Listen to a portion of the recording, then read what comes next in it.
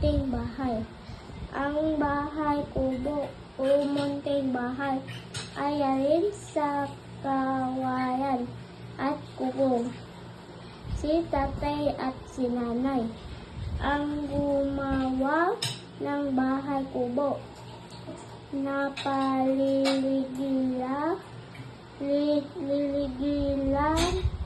ito na liligilan ito ng bakod na kawayan.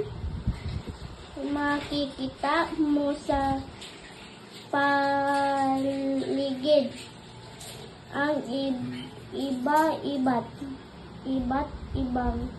ibang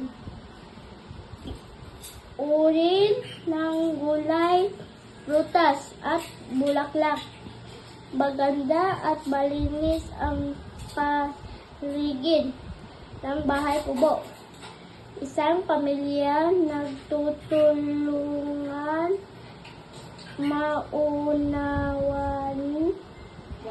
wain at nagmamahalan ang natitira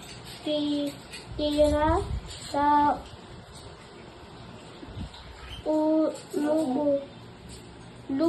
loob.